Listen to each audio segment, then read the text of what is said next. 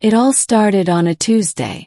I was sitting on a park bench, minding my own business, eating a sad tuna sandwich I'd packed for lunch. The sun was shining, birds were chirping, and I was trying to forget the soul-crushing monotony of my office job. That's when she showed up.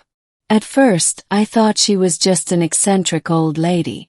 She had silver hair that shimmered like starlight, skin that glowed faintly, and eyes that seemed to hold entire galaxies within them.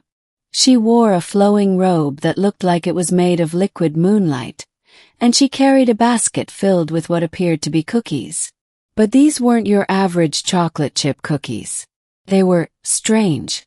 They shimmered with an otherworldly glow, and the scent they gave off was intoxicating, like a mix of cinnamon, stardust, and something I couldn't quite place. "Hello, young one," she said, her voice melodic and soothing, like a lullaby sung by the cosmos. "Would you like a cookie?" I hesitated. My mom always told me not to take food from strangers, but this lady didn't seem dangerous.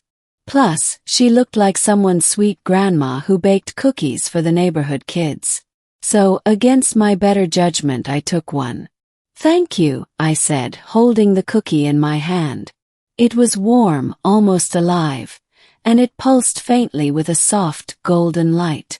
"Eat it," she urged, her eyes twinkling with mischief. "It will change your life." Took a bite.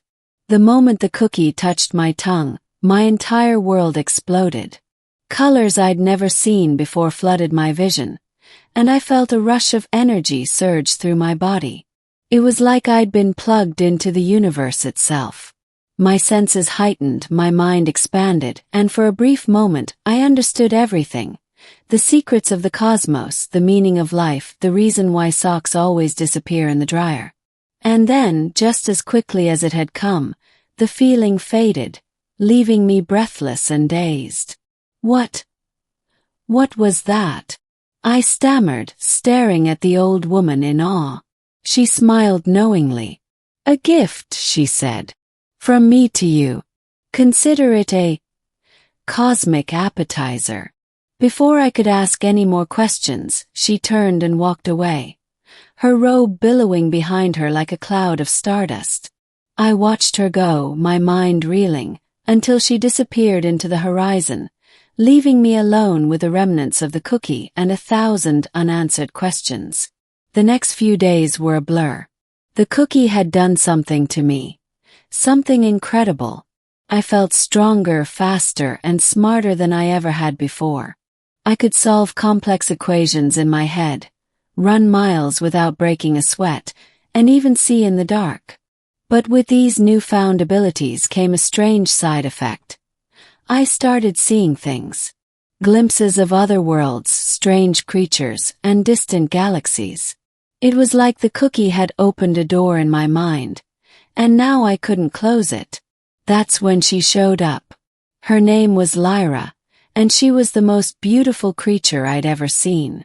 She had the same silver hair and glowing skin as the old woman, but where the grandma had been warm and grandmotherly, Lyra was otherworldly.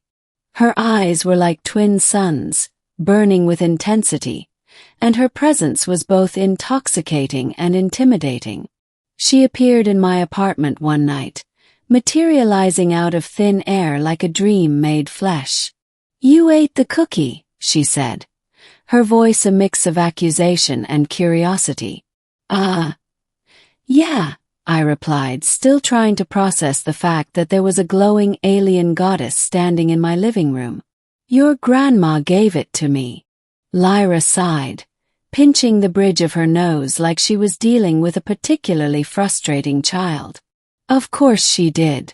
That woman has no sense of boundaries." "Who are you?" I asked, my voice trembling. "And what was that cookie?" Lyra looked at me, her gaze piercing. "I am Lyra, granddaughter of the cosmic baker. And that cookie you ate was no ordinary treat. It was a fragment of eternity, a piece of the universe itself, condensed into edible form. It grants those who consume it a fraction of cosmic power, but it also binds them to the fabric of reality. You're connected to the universe now, whether you like it or not. I blinked, trying to process her words. So, I'm like a superhero now. Lyra rolled her eyes. Hardly. You're more like a cosmic intern. The universe has chosen you for a task, and now you must fulfill it. What task? Asked, my heart racing. Lyra hesitated, her expression softening. The universe is in danger, she said. A being known as the Void Weaver is unraveling the threads of reality, consuming entire worlds. My grandmother believes you can stop it. Me? I squeaked. I'm just a guy who eats sad tuna sandwiches for lunch. I can't fight some cosmic monster. You don't have a choice, Lyra said firmly. The cookie has chosen you. And if you don't act, the Void Weaver will destroy everything, including your world. The next few weeks were a crash course in cosmic heroism. Lyra trained me, teaching me how to harness the power of the cookie. I learned to manipulate energy, travel between dimensions, and even communicate with the stars themselves. It was exhausting, terrifying, and exhilarating all at once. But through it all, Lyra was by my side, guiding me, pushing me, and occasionally rolling her eyes at my incompetence.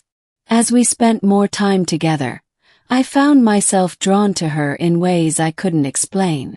She was fierce and brilliant, but there was also a vulnerability to her, a sadness that she tried to hide. I wanted to know more about her world, about the grandmother who had started all of this. But every time I tried to ask, she would deflect, her eyes clouding with something I couldn't quite place. Finally, the day came. The Void Weaver had reached the edges of our galaxy, and it was time to face it.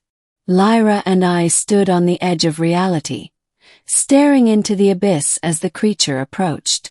It was a monstrous thing, a swirling mass of darkness that consumed everything in its path. My heart pounded in my chest, and I felt a surge of fear unlike anything I'd ever known. You can do this, Lyra said, her voice steady. The universe believes in you. I believe in you. I nodded, taking a deep breath. Then, with a cry of determination, I charged forward, channeling all the power the cookie had given me. The battle was fierce, a clash of light and darkness that shook the very fabric of reality. But in the end, I emerged victorious, the Void Weaver banished to the depths of the void. As the dust settled, I turned to Lyra, a triumphant smile on my face. But her expression was somber, her eyes filled with a sadness that made my heart ache. What's wrong? I asked. We won, didn't we? Lyra nodded, but there were tears in her eyes. Yes, but now that the task is complete, the universe will reclaim the power it gave you.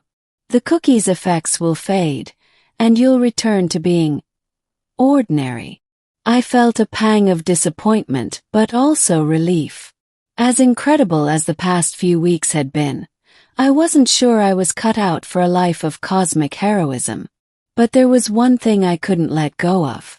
What about you? I asked, my voice trembling. Will I ever see you again?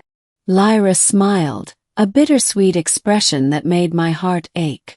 Perhaps, she said. The universe works in mysterious